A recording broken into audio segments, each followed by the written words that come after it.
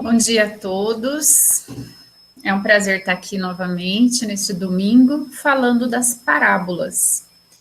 E hoje nós vamos falar de uma parábola bem pequenininha, que é a parábola do grão de mostarda. Bem pequenininha, do tamanho do grão de mostarda. Então nós vamos continuar estudando as parábolas do mundo agrícola. Nós falamos da parábola do semeador, falamos da parábola do joio e do trigo, e hoje nós vamos falar da parábola do grão de mostarda. Essa parábola, ela trata do crescimento espiritual de cada um de nós. De acordo com a interpretação, o que nós vamos estudar hoje? O crescimento espiritual individual de cada um de nós. Entretanto, essa parábola, ela pode ter outras interpretações que nós vamos ver aqui também. Mas o cerne, o ponto principal é o crescimento interior de nós mesmos. Essa parábola, ela se encontra em Mateus, capítulo 13, versículo de 31 a 32. Encontra-se também em Marcos, capítulo 4, versículo 30 a 32. E encontra-se também em Lucas, capítulo 13, versículo 18 a 19.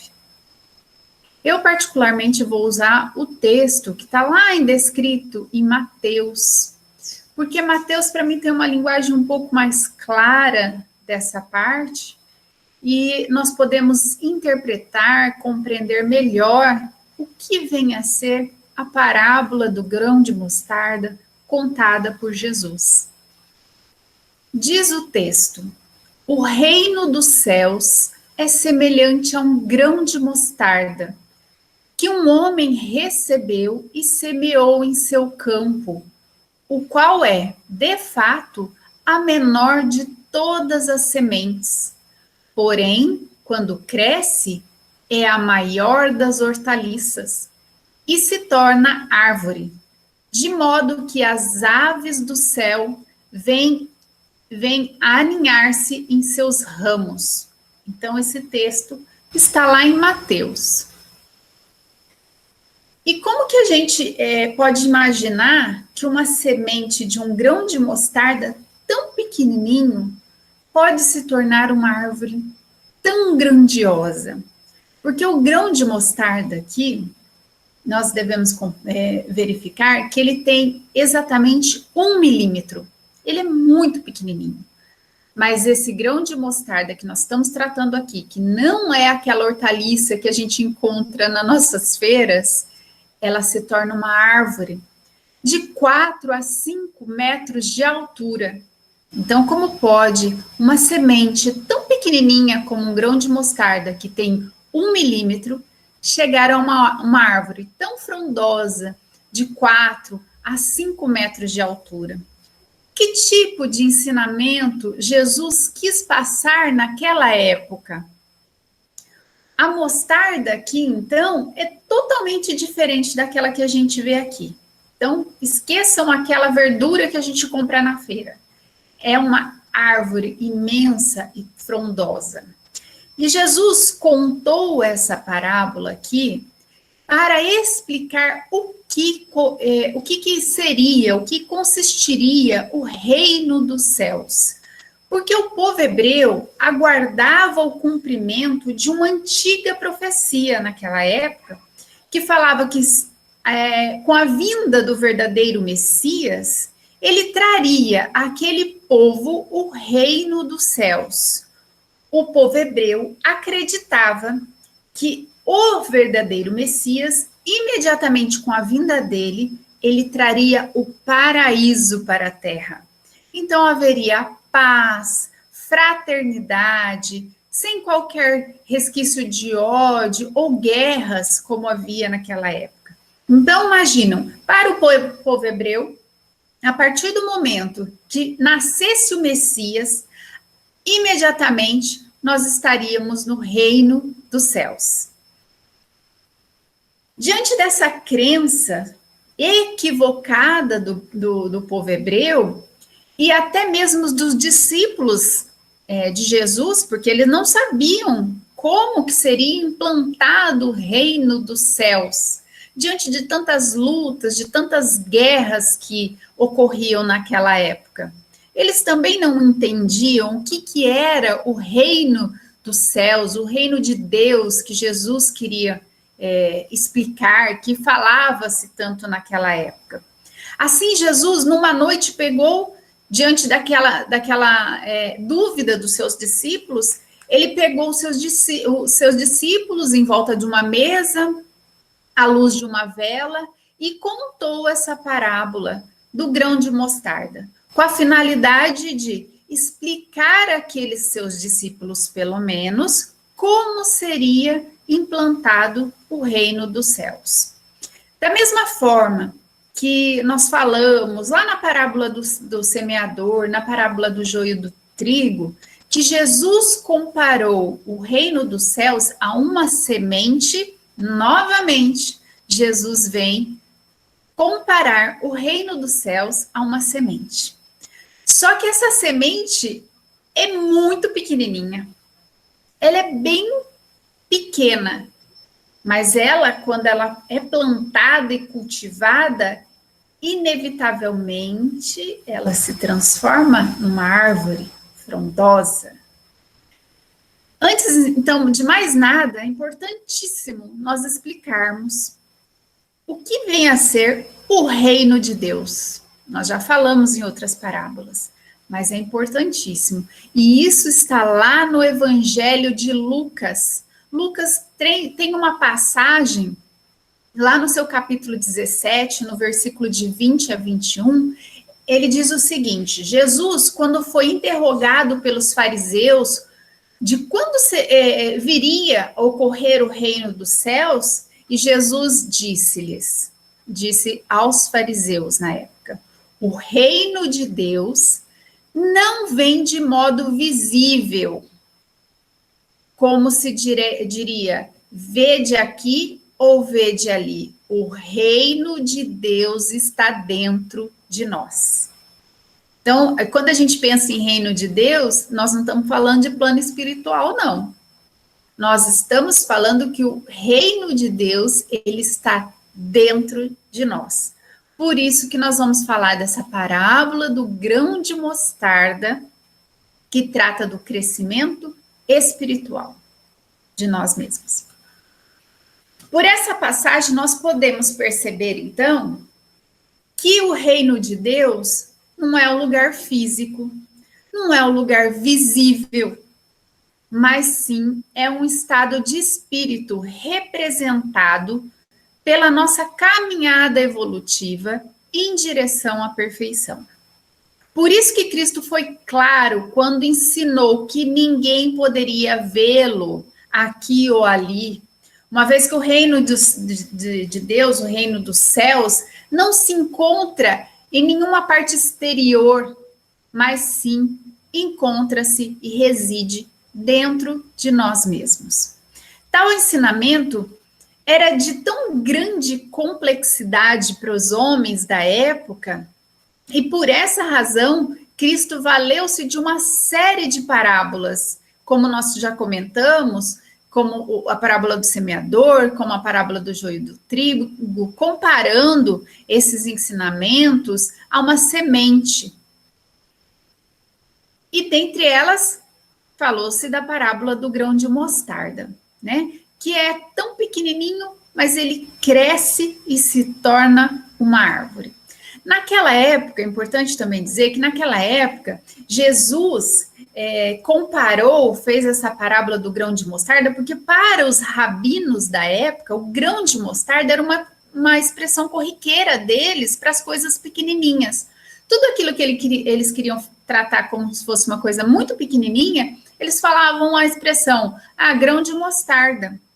Então, Jesus quis mostrar que este pequeno grão pode crescer e tornar-se a maior das árvores, abrigando os pássaros sob as suas seus ramos, seus galhos. Os rabinos, na época, eles se maravilhavam pelo fato de algo tão pequenininho se tornar tão grande. Jesus, no caso, aproveitou desse episódio, dessa expressão que eles usavam lá naquela época, para retratar o poder do crescimento espiritual, do crescimento da verdade. E se nós refletirmos, é de fato, porque se nós pegarmos uma semente de grão de mostarda, que ela é de 1 milímetro, e ela se torna uma árvore grande, frondosa, de 4 e 5 metros de altura, realmente o poder que tem dentro dessa semente é muito grande. Todavia, essa semente, ela não consegue passar dessa condição de simples semente de 1 milímetro para uma árvore de forma imediata. Para que essa semente vire essa árvore, ela precisa germinar, criar raízes, ramificar os seus galhos, o seu caule, lançar as suas folhas. Ela precisa se desenvolver. Há todo um processo para esse crescimento dessa planta. Assim como nós também temos todo esse desenvolvimento para que nós possamos alcançar a perfeição, o Espírito perfeito, o Espírito puro. Mas assim como num grão de mostarda, que é bem pequenininho, nós temos todo o potencial de nos tornarmos grandes, puros, diante da espiritualidade, por mais pequenininhos que nós sejamos. Então, nós temos todo esse potencial de transformação, de nos transformarmos também numa linda árvore, que no caso aí é representado pela transformação em espíritos perfeitos. O grão de mostarda representa, assim, nas parábolas anteriores, a palavra de Deus. Então, o grão de mostarda, o que é para a gente? O grão de mostarda é a palavra de Deus dentro de nós. É a revelação das leis de Deus, dos ensinamentos de Jesus em nós mesmos.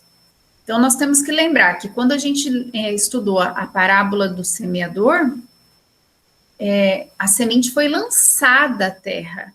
Nós falamos isso, a terra não era preparada na época, mas a semente, a palavra de Deus, a palavra de Jesus que passou aqui por nós, ela foi lançada dentro de nós. Então, o grão de mostarda aqui, ele representa os ensinamentos de Jesus que nos são revelados ao longo de toda uma existência. Nós podemos, então, nós temos que receber e compreender esses ensinamentos e lei de Deus aos poucos, gradativamente, paulatinamente. Não se pode pousar sobre a sombra de uma árvore, contemplando-a, sem antes dedicar-se ao árduo trabalho de plantar e cultivar essa semente, submetendo-se dedicadamente ao decurso do tempo de que necessitaria para desenvolver e alcançar a plenitude. Tem todo um processo. Assim também é o crescimento espiritual. O crescimento espiritual descrito nessa parábola, ele pode ser interpretado como uma evolução do princípio inteligente. Se nós pensarmos no princípio inteligente e compararmos ao crescimento do grão de mostarda, nós podemos ver que o princípio inteligente é uma semente minúscula. Foi lançado no mundo primeiramente no reino mineral, depois ele estagiou no reino vegetal, depois no reino animal. Já como espírito, ele vivenciou no reino hominal, com a possibilidade de ir para o reino angelical. Então, esse crescimento espiritual, nós podemos seguir essa trajetória história do mundo aí por todos esses reinos. Em cada um desses reinos, o princípio inteligente foi agregando virtudes necessárias para dar prosseguimento à sua evolução. Evolução esta que está consubstanciada na frase: sede perfeitos como vosso Pai Celestial o é. Está também lá em Mateus, capítulo 5, versículo 48. O crescimento espiritual também, ele pode ser interpretado como as 3 revelações de Deus, pois a palavra de Deus é lançada para nós conforme um estágio evolutivo de todos os mundos. Então, nós começamos esse crescimento espiritual através das revelações de Deus, começando pelos 10 mandamentos, recebidos mediunicamente por Moisés, lá no Monte Sinai. Ele pode ser considerado o ponto de partida desse grão de mostarda. Quando nós recebemos, já no reino hominal, vamos pensar assim, Moisés recebeu mediunicamente as informações de Deus sobre os 10 mandamentos da lei de Deus, podemos interpretar que esse é o ponto de partida do crescimento do grão de mostarda.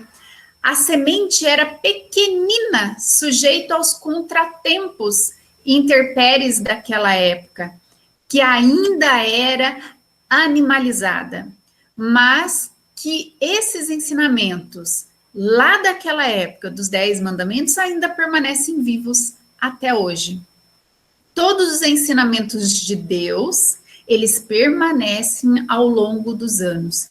E isso, nós sofremos uma evolução espiritual de acordo com a nossa possibilidade de compreensão dos ensinamentos de Deus. Naquela época, né, de Moisés, a lei de Deus, ela era representada pelos aqueles 10 mandamentos, mas nem por isso eles deixaram de existir. Isso, nós fomos só aumentando a forma de compreensão, foi nos passando outras regras legais, foram trazendo novos esclarecimentos sobre as leis de Deus. Então, depois veio Jesus, que é a personificação da segunda revelação divina. Ele não veio destruir a lei do Velho Testamento trazida por Moisés, veio dar cumprimento àqueles ensinamentos, acrescentando novos ensinamentos. Então, daí nós podemos ver que essa semente é o crescimento desse grão de mostarda, é a germinação da semente. Então, se nós tivemos que lá no Antigo Testamento, os 10 mandamentos é o ponto de partida do crescimento do grão de mostarda, quando veio Jesus, com as novas regras, nós devemos interpretar que esse é o crescimento, é a germinação, ela já começando a desabrochar ali dentro do povo o conhecimento da palavra de Deus. E Jesus resumiu os 10 mandamentos num único mandamento, que era amar a Deus sobre todas as coisas e ao próximo como a si mesmo. Esse mandamento é o 11º mandamento da lei de Deus, mas ele pode resumir todos os outros. E por fim, vem Allan Kardec, que não é o personificador da lei de Deus, mas ele é o codificador do Espiritismo. O Espiritismo, segundo a interpretação da parábola do grão de mostarda e do crescimento espiritual, ele é o desenvolvimento do ensinamento de Cristo. É o desenvolvimento. Por isso, denominado de cristianismo redivivo. Como um consolador prometido, ele veio no tempo certo para recordar o que Cristo disse e desenvolver aquilo que na época de Cristo ficou oculto ou obscuro devido ao grau evolutivo das pessoas da época. Assim como o ensinamento do Espiritismo, a semente do Evangelho penetra também em outros mundos, pois como um princípio da reencarnação e a pluralidade de mundos habitados, podemos avançar outros campos de interesse, propiciando a certeza da imortalidade da alma. Jesus também, seguindo aqui a interpretação da parábola do grão de mostarda, ele não descreve aqui para nós quem seria aquele homem que ele fala que o homem recebeu e semeou em seu campo a semente. Quem é esse homem que Jesus fala aí na parábola? Esse homem somos nós mesmos. Nós que recebemos essa semente, nós que recebemos a palavra de Deus e devemos cultivá-la de forma que ela venha a crescer, a fixar raízes dentro de nós, a fim de que nós possamos lançar nossos caules, nossas folhas, e depois possamos, com o nosso conhecimento, auxiliar outras pessoas no processo evolutivo. O ato aí de eclodir, então se a gente imaginar que é uma semente pequenininha, ou pense em qualquer semente aqui nessa parte, quando a gente pensa em eclodir a semente, né, é o ato de evoluir. Essa semente abre, é um processo natural. Não é um processo natural, ela vai romper aquela casca num processo natural para que ela possa transformar-se, aquela semente, numa linda árvore. Da mesma forma ocorre conosco, porque na nossa trajetória evolutiva, muitas vezes a gente sofre essa eclosão, esse rompimento da semente. E muitas vezes, nessa trajetória evolutiva, nós passamos por dor, aflições, tribulações, para que nós possamos evoluir. Mas nós temos sempre, com aquele germe que tem dentro daquela semente, por menor do que seja, nós temos que manter a confiança em Deus, a fé viva dentro de nós, porque tudo passa, tudo passa. Nós não vamos nos manter nesse sofrimento em toda a reencarnação, são apenas acontecimentos momentâneos para o nosso processo evolutivo. É necessário a eclosão, o rompimento dessa casca existente na semente, para o nosso processo evolutivo. E finalmente, lá no final da parábola, fala-se das aves que pousam na árvore. Né? Fala que lá no final, quando aquela semente, ela se torna uma árvore grandiosa, as aves do céu vêm pousar naquela árvore. O que significa esse pousar na árvore?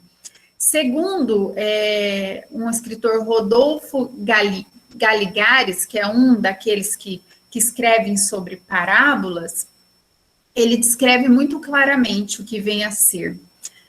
Diz assim: o estudo nosso e a pesquisa dilatam-lhes os horizontes de perfeição.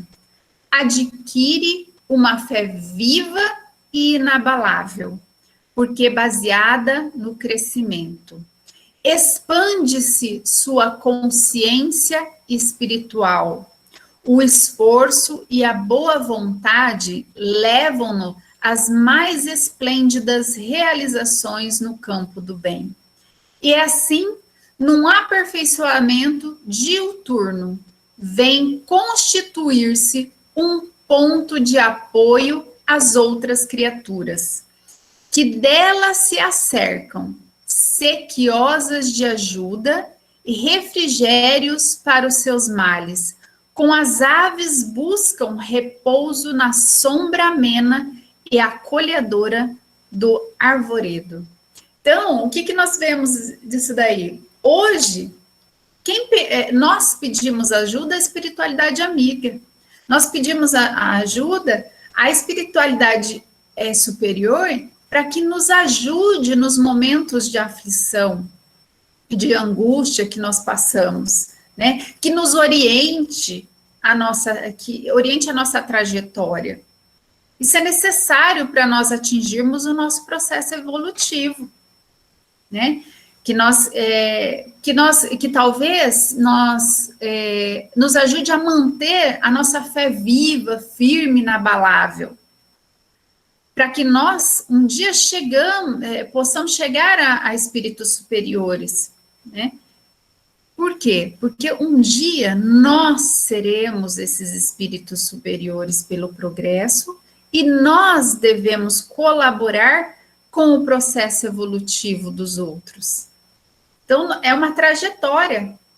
Nós não estamos no mesmo estágio evolutivo, cada um está num estágio, mas a partir do momento que eu atinjo um grau máximo de evolução, não necessariamente eu estou pensando num processo já no espírito puro, mas se eu tenho um processo evolutivo um pouquinho superior, automaticamente eu vou ajudar meu próximo a também evoluir. Nós não precisamos, então, de forma nenhuma, atingir essa perfeição para colaborar com os outros. Devemos lembrar que as maiores árvores crescem das pequenas sementes, assim como o grão de mostarda. Uma simples palavra, às vezes, de conforto, segundo as leis de Deus, àquelas pessoas que precisam de ajuda, que estão mais próximas de nós, pode, às vezes, não ter o resultado esperado imediatamente, mas você pode estar plantando uma semente dentro do coração dessa pessoa, a ponto de ela um dia vir a germinar. Não crie expectativas com a palavra que você lançou, com a semente que você lançou. A germinação, o crescimento, o desenvolvimento dessa planta vai depender dela própria. Mas se você já está num grau mais evoluído, você acaba automaticamente colaborando com essa pessoa. Por menor que seja o ensinamento cristão que absorvemos e cultivemos dentro de nós, tal como o grão de mostarda, sendo uma palavra de Deus perfeita e absoluta, inevitavelmente crescerá e nos elevará rumo ao Altíssimo, de qualquer forma, mas por meio do nosso esforço e nosso trabalho também. Não existe de forma nenhuma uma possibilidade de uma semente se tornar uma árvore linda, grandiosa, sem todo esse processo evolutivo. Lembremos que o grão de mostarda representa a necessidade de nós nos reformarmos intimamente, fazermos o desabrochar em nós o reino de Deus. É necessário ainda que aos poucos dediquemos-nos ao trabalho de cultivar essa semente que é a palavra de Deus, ainda que minúscula que ela seja. Pois uma vez plantada, essa semente, essa palavra de Deus dentro de nós, essas raízes germinarão e se alastrarão, formando a base que necessitamos para o firmamento dos nossos pés no trabalho da reforma anterior. Bastando para tanto que apliquemo-nos ao trabalho do amor e da caridade, orando e vigiando incansavelmente, como o Mestre nos ensinou. Todos nós estamos passando atualmente por momentos muito difíceis de isolamento social, de perdas de entes queridos, fatos que clamam a necessidade de nós cultivarmos nossa semente em prol do bem geral. Nós temos que manter a nossa fé viva, firme, confiantes nos desígnios de Deus. Nós temos que imaginar que essa semente nós temos que regar todo dia, nós temos que cultivar sempre o bem, principalmente no momento que nós estamos. Essa parábola é bem pequenininha, eu acho que essas foram todas as explicações que eu achei, que fala do crescimento individual, que fala da progressão dos reinos, que fala da revelação dos ensinamentos de Jesus, mas ela tem um significado muito grande. Assim como o grão de mostarda, que é bem pequenininho, essa parábola também é muito pequenininha. Mas ela traz um ensinamento por trás dela muito grandioso, assim como essa árvore. E essas foram as palavras da pesquisa realizada por hoje, que eu consigo passar essas informações para vocês. Eu acho que a gente deve conversar um pouquinho sobre isso agora. Muito obrigada a todos.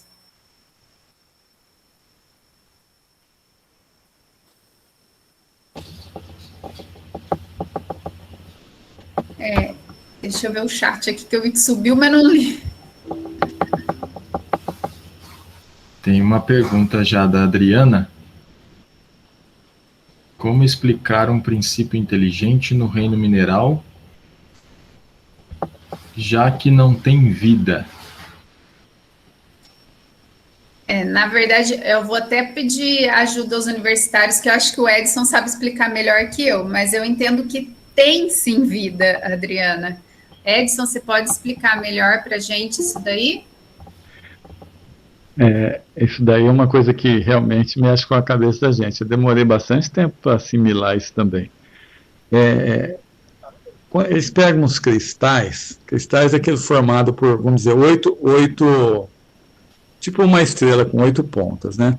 Aí fizeram a seguinte experiência: cortaram as pontas desses cristais de uma matéria metálica e jogaram um monte de fuligem em cima. Então, mas jogaram assim a esmo. A tendência é a fuligem acompanhar só aquela bola que ficou. Mas aí eles perceberam que formou-se novamente o cristal com as pontas. Então, verifica-se aí que há um princípio inteligente de início, dando a formação, a aglutinação das matérias. É bem difícil de a gente entender, mas realmente começa no mineral. Eu quero colaborar um pouquinho aí. Se a gente lembrar do Livro dos Espíritos, quando ele fala dos seres orgânicos e não orgânicos, né? Então, de uma maneira geral, essa vida não seria material, não seria orgânica, mas e sim do espírito inteligente que está ligado ali àquele mineral, que não tem a vida física, não tem o princípio vital, né? Não tem a vida que nós temos no vegetal, no animal e no nosso corpo humano. Mas é a vida, no caso, espiritual, né? É o princípio inteligente ali se elaborando. O que vem demonstrar aí, por uma dessas interpretações da parábola do grão de mostarda, é o processo evolutivo. Que assim como nós progredimos espiritualmente, nós passamos também do reino mineral até o angelical. Então, há um processo evolutivo. E esse é uma constância. Isso é uma constância. E esse que é o ponto da questão da parábola do grão de mostarda. Trazer para nós uma dessas interpretações do processo evolutivo, não só interno, mas assim, demonstrar que tudo está em evolução, tudo tem um progresso espiritual. E não só nós aqui em interior, entendeu? um dos detalhes interessantes, né, que eu vi aí na explicação da Cleomara, é que nós espíritos, quando ela fala da evolução, né, vamos pegar só a parte do espírito humano, né, quando ele é então criado, transformado por Deus, aquele princípio inteligente, e vira o espírito humano. Então, nas primeiras encarnações daquele espírito, ele parte como simples e ignorante, né? Simples em conhecimento, inteligência, sabedoria, simples em moralidade, não faz nem o bem, não faz nem o mal, e ignorante em inteligência, sabedoria. Mas dentro de nós temos as leis gravadas em nossa consciência. Então, fazendo aquele paralelo que a Cleomara colocou. Embora nós tenhamos lá os 10 mandamentos, todas aquelas alianças de Deus conosco, são lembranças, são maneiras que Deus, né, tem de trazer, de despertar em nós essas leis que já estão gravadas, fazendo aquele paralelo com a semente, quer dizer, ela já tem tudo dentro dela, basta que isso se desperte, que isso então ecloda, né, com essa simbologia que ele traz da semente. Então, em nós também, à medida que a gente vai lendo, vai aprendendo, desenvolvendo a inteligência, a gente vai, então, despertando em nós essas leis, que aí você fala, que eu achei muito interessante, fez o comentário no início, de que o reino de Deus, ele não é físico, ele não é o mundo espiritual, tanto é que a gente fala aqui nos nossos estudos, né, a gente fala de manhã assim, que a paz de Jesus esteja conosco, porque se estiver dentro de nós, é esse céu, essa paz e a felicidade são morais, não dependem de nada material, de nenhuma situação. Então aí a gente vai desenvolvendo essas leis que estão na nossa consciência, despertando, alinhando com aquilo que a gente pensa, sente, o que a gente faz, e a gente vai ser aquela árvore frondosa, que até assim, eu vi que o Edson levantou a mão, nós temos a árvore do cristianismo, né, que é aquela árvore que vai dar sombras a todos nós, né, porque nós precisamos dar os frutos para a gente se alimentar, mas cada um de nós podemos ser uma árvore menor, eclodindo em nós todas essas potencialidades da alma que são morais, e poder então contribuir nessa vinha do Senhor, né, na vinha de Deus trabalhando e ajudando. Edson, pode falar, que você levantou a mão.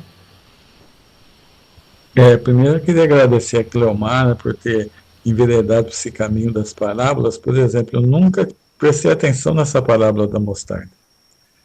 E hoje ela falando, né, eu acho que tudo é o que vocês falaram mesmo, o desenvolvimento do espírito, o reino de Deus, como falou, está dentro da gente. E tem uma coisa bastante peculiar nisso, que a Cleomara colocou, que ela se tornava árvore. Mas, eu fui pesquisar aqui no Google, essa mostarda não era uma planta cultivada nos jardins do povo hebreu, era um mato. Ele crescia muito, depois que crescia, virava uma peste quase, porque caía e ela reproduzia-se rapidamente. Então, eu percebo que Jesus quis dizer, além de tudo que vocês falaram, que eu concordo inteiramente, que o reino dos céus, visto aqui da terra, parece ser coisinha pequenininha, um matinho, mas que ele é o infinito. É o infinito de mundos, de progresso, né? Nunca ele pode ser visto somente baseado nas perspectivas da Terra. E isso a Cleomara colocou bem no desenvolvimento do espírito. Então, mostrando que a visão que se tem do reino dos céus aqui na Terra é muito tacanha, porque só se imagina que existe a vida aqui. Então, diminui demais esse infinito reino dos céus em todas as direções.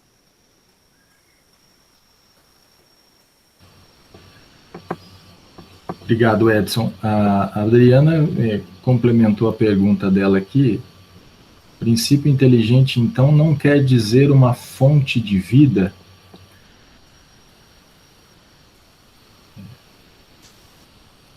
Eu penso que é uma fonte de. É um princípio, é muito complexo isso daí, mas eu entendo que é uma vida. Não é uma vida como nós, como espíritos, mas é um ser vivo aqui, eu penso. É tão complexa essa questão, como o Edson colocou, porque se a gente lembrar que no nosso corpo, embora o nosso corpo também já tenha vida orgânica, né? Nós temos vida. E nas células do nosso corpo também tem princípio inteligente, que não são do nosso espírito. Olha só que interessante. Então, quer dizer assim, o princípio inteligente que está se elaborando nessas células do nosso corpo, eles não têm vida física. A vida física é nossa. Nós que nos manifestamos, né? O espírito humano que se manifesta através desse corpo. Mas eles estão em elaboração, quer dizer, eles têm... se a gente lembrar, buscar no Livro dos Espíritos que até um determinado momento o princípio inteligente ainda não é individualizado, vamos pensar, ele começa a se individualizar lá no reino animal, né? Ele começa no vegetal, talvez já tenha alguma individualidade, eu não sou estudioso dessa parte, mas ele começa a se individualizar mesmo no reino animal, que aí ele já vai ter uma individualidade ali, não humana, mas já partindo para essa individualidade já definitiva. Mas no reino mineral ainda não é individualizado, então não dá para dizer que tenha uma vida, né? É um princípio inteligente, é a matéria-prima que Deus utiliza para a criação dos espíritos. Essa questão é muito complexa. A gente precisa estudar a vida inteira. A Fernanda levantou a mão. Fernanda, por favor. Essa parábola me fez assim relembrar a importância da evangelização na vida dos nossos filhos, né? Como se a sementinha que a gente coloca na evangelização, né, com as crianças como sendo esse campo fértil, em que a gente pode semear os estudos sobre Jesus, sobre o mundo, sobre os sentimentos, né, que são ensinados na evangelização, tão pequenininho, numa possibilidade tão grande que a gente tem de moldar a criança até a adolescência, né, imprimir no espírito dessa criança as coisas boas que são ensinadas na adolescência, que a gente, às vezes, se esquece, a grande maioria das pessoas se esquece da importância dessa evangelização para as crianças. Essa pequena sementinha que a gente planta hoje na evangelização, com o tempo, ela vai crescendo e dá grandes frutos. Porque o que eu vejo hoje são jovens, assim, muitas pessoas assim, que eu convivo, que não têm esse conhecimento, que os pais não se atentaram em levar as crianças para a evangelização. Gastaram assim, grandes investimentos de hora, de dinheiro e de tudo que se possa imaginar na formação das crianças acadêmica, mas esqueceram da formação religiosa das crianças. O quão importante é plantar essa sementinha do evangelho dentro dos nossos filhos. Porque um dia, não se sabe quando, lá para frente, todo mundo vai ter sérios problemas na vida, né?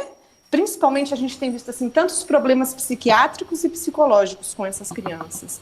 Eu acho que com essa base, com esse grãozinho de mostarda que a gente pode ajudar essas crianças a cultivar, o ganho que os nossos filhos vão ter com isso é de grande valia, gente. Sabe, eu tenho chamado bastante atenção com as pessoas que eu convivo da importância disso dentro dos nossos filhos. O tanto que a gente escuta de psicólogos espíritas, da formação religiosa. Que a gente não se esqueça de plantar essa sementinha no coração dos nossos filhos. Levando para a evangelização, ensinando para eles, no dia a dia, chamando para fazer o evangelho com a gente, explicando as coisas do Espírito, a gente tem, ao mesmo tempo que a gente senta para estudar com uma criança ciência, geografia, história, que a gente também possa sentar e explicar as coisas do reino de Deus para essas crianças. Que a gente possa ser o quê? A gente possa ajudar nessa grande hortinha que a gente tem no fundo da nossa casa, que são os nossos filhos, ajudar que eles possam cultivar essa sementinha, para que a gente possa colher grandes frutos de uma base religiosa, psicológica, para que as nossas crianças tenham também, não só cresçam bilíngues, mas que também cresçam com os ensinamentos de Jesus, junto com elas.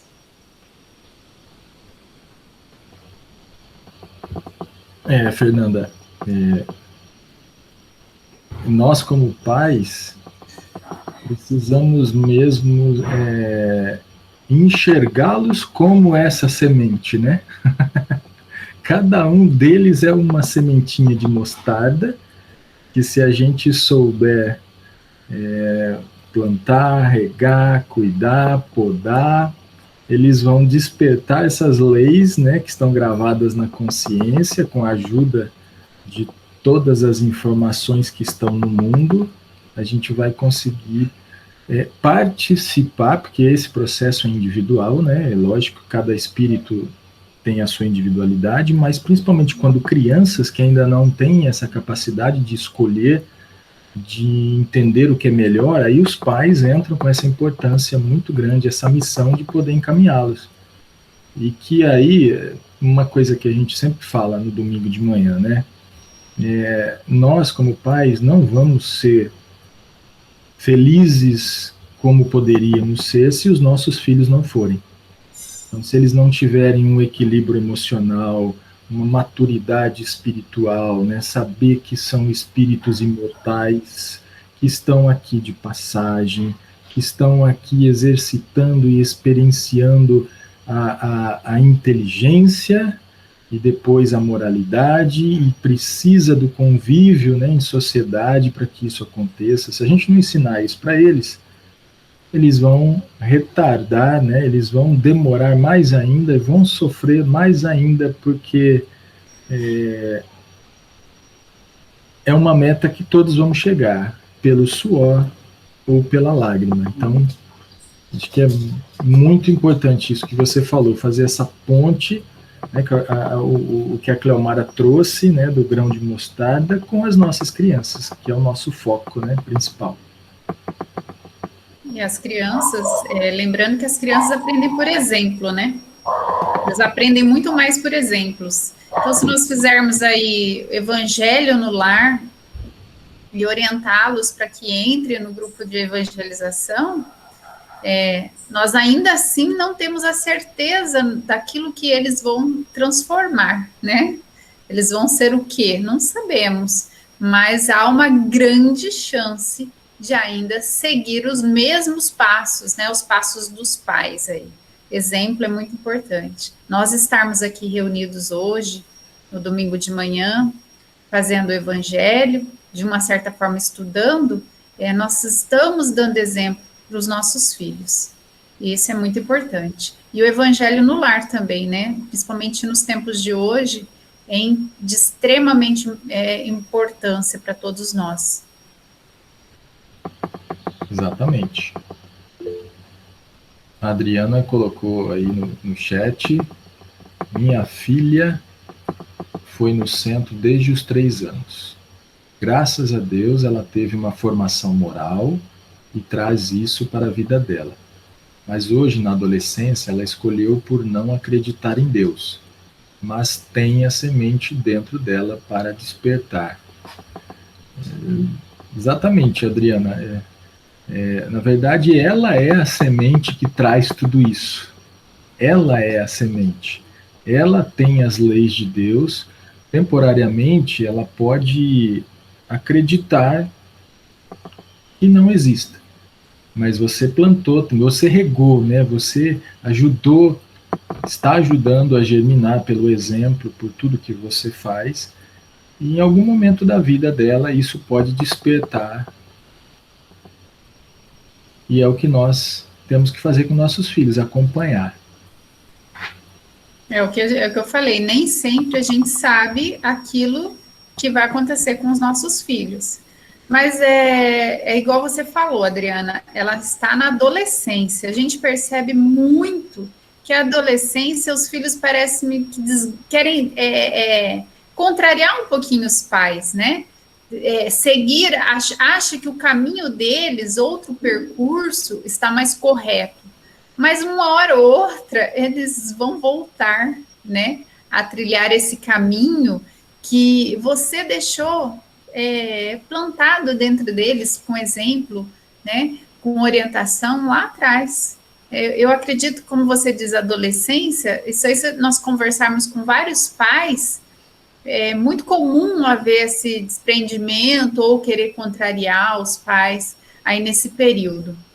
Eles se sentem donos da razão, acham que tudo aquilo que eles fazem é o correto, o que nós fazemos é errado ou incorreto para eles. Então, eu acho que é um momento da vida. É um momento, eu seguiria da mesma forma, mantendo o posicionamento como você tem feito, né? Estando aqui todos os domingos, conversando, ela vai seguir algum dia alguma orientação. Eu acredito que pode ser que ela volte. Fernanda ergueu a mão de novo, Fernanda? Pode falar. Ela fala que na adolescência, né, ela mudou o pensamento, mas é porque a gente consegue mudar o espírito da criança, né? Quando ela se torna um adolescente, o espírito recobra aquilo da reencarnação passada. Ele retoma, né, todas as suas tendências de uma outra vida. Enquanto que a criança ainda está quando é criança, não é adolescente ainda, ele ainda está na posse de tudo aquilo que ele tinha em outra vida. Então, é na adolescência que o espírito recobra aquilo de uma outra vida. Eu não sei se é José Raul Teixeira ou Divaldo Franco que fala que a evangelização é como um grande outdoor. O outdoor que você passa todos os dias, você não fica com aquela imagem imprimida na cabeça? Você sabe o que... Você não lê aquele outdoor, você às vezes não presta atenção. Mas se você passa todos os dias por aquele caminho e vê aquele outdoor, em algum momento você vai lembrar dele. Então a evangelização é como esse grande outdoor. Lá agora que ela está na adolescência ou na vida adulta dela, ela tendo essa base que você deu para ela, que você fez a sua parte, se um dia ela precisar de algo que foi aprendido, ela precisar de algo na vida dela, em que ela vai ter que aplicar os ensinamentos da evangelização, vai voltar na cabecinha dela como esse grande outdoor. Ela não sabe de onde veio, ela não sabe quando ela viu, mas que vai ajudá-la, vai. Assim como um grande outdoor que a gente vai lembrar que existiu. Então, é só a gente aquietar, saber que a gente fez a nossa parte. Quando o espírito cresce e entra na adolescência, recobra as tendências que ele já teve, mas que a evangelização terá, sim, um bom fim para os nossos filhos, algo que vai ajudar e que ele vai lembrar na hora que precisar. Exato. E só lembrar que nosso tempo já está acabando. A gente chama os psicólogos, eu não sei qual o nome que os psicólogos dão a isso, mas eu costumo chamar de conflitos benéficos. Porque se um espírito, todos nós temos tendências de outras vidas, né, da vida do espírito, não da personalidade desta vida. Todos nós trazemos tendências negativas e muitas ainda temos. Mas o que faz a diferença na educação e na participação dos pais é quando nós, então, oferecemos informações novas, que são boas, baseadas no Evangelho do Cristo, nas leis divinas, e num determinado momento, quando a criança, o adulto, o adolescente se deparar com uma situação em que favoreça aquela tendência que ele tem, eu gosto muito de fazer isso, mas eu aprendi que é errado. E aí vai surgir um conflito, esse conflito é benéfico, Porque se ele não tivesse essa informação nova de que aquilo não é bom, que pode fazer mal para ele, ele simplesmente se entregaria à tendência. Mas aí tem essa informação nova. A criança, o adolescente, ele vai ficar no conflito. Esse conflito é bom, porque vai fazer ele pensar melhor na escolha. Aí, como todos nós sabemos, a escolha é dele. Se pesar bastante ainda a tendência, ele vai continuar ainda por um tempo se entregando a ela, mas aí já com a consciência cobrando. Já é diferente. E num determinado momento ele pode, então, escolher fazer o melhor caminho. Então, essa importância da educação, do exemplo. A gente tem que sempre mostrar para todos, né, para as crianças, para os adolescentes, essa relação com Deus, né, da imortalidade da alma, da lei de causa e efeito, né, do Evangelho de Jesus, mostrando o caminho correto que está condizente com aquilo que está gravado na consciência dele. Que aí a escolha vai ser sempre dele, mas a gente vai estar com a consciência tranquila de que a gente fez o que estava ao nosso alcance. Porque às vezes pode ser que não seja nesta reunião, ou nesta vida ainda. Pode ser que seja numa outra que nós vamos terminar esse trabalho que a gente começou agora. Nosso tempo está esgotado. Cleomara, obrigado mais uma vez. Como o Edson disse, você está esmiuçando as parábolas para a gente, trazendo elas para a gente poder conseguir ter mais referência ainda, né, do Evangelho de Jesus. Obrigado pelo teu esforço e por compartilhar aqui com a gente, tá bom?